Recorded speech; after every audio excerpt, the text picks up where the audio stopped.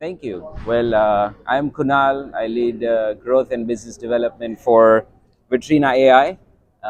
We are a supply chain platform, and using AI, we are mapping the entire entertainment supply chain, right? So, as you would imagine, content being produced, there are companies that are involved in IP, curation, funding, right? And as sort of content moves into pre-production, post, then eventually localization happens, distribution, right? And eventually content lands on platforms and broadcasters. Vitrina maps the entire curve of the entertainment supply chain using AI. And then what I mean by mapping is really two things. One is we profile companies, so you would know exactly, right, if it's a streaming platform, do they offer AWOD services, do they offer SWOD services, right? If it's a production house, right, do they also do distribution, right? Or if it's an animation company, do they do 2D animation, 3D animation? So we profile all these companies through AI, and then we bring a tremendous amount of intelligence about these companies.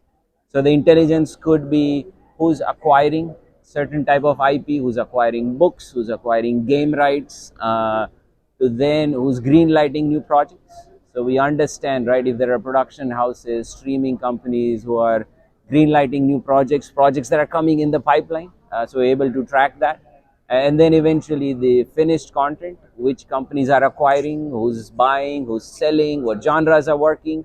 And then the beauty of AI that we are using is we are able to do this for 60 countries, and 125,000 companies are profiled, and anything that changes within that universe gets updated on a daily basis.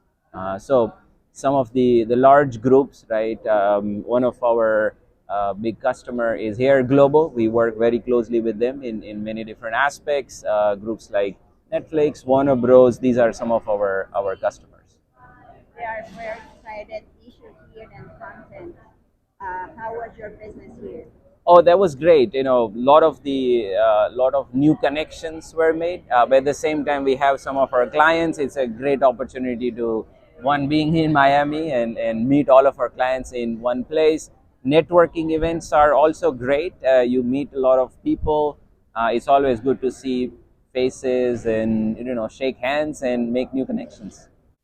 What it shouldn't be used for? Not used for. Oh, it's not used for. Well, there are several different aspects of AI, right? So the one that we consume or we really use, it's called natural language processing. So anything that's out there in the world in bits and pieces, in terms of press releases or tweets, or it could be Facebook post. AI sort of brings it all in and understands the natural language and brings it into a platform where you can search and analyze. There's the other aspect of AI, right, which is Gen AI, right? Now that one goes into deeper understanding, where you could talk to it. You could say create an image for a poster, and it just produces that. You can talk to it and say, refine a particular pitch that I have for my production house that I am going to pitch my stories, and it does that. So there is an aspect of that. The other very exciting aspect of AI that we've been observing as a supply chain platform is the applications in localization. So dubbing has been fantastic. Use of AI in dubbing again has skyrocketed. Some of very exciting companies. Some of them are already here. Dubformer, Paper Cup, right? They're really mastering the use of AI. We again in the production services, right? You see a lot of that. There are a lot of softwares that are getting updated through AI. But yeah, those are some of the things that we really observing, the really good use of AI. Of those, we've been tracking companies who are using some of these softwares. Some of these has been controversial, right? As we are sort of seeing that.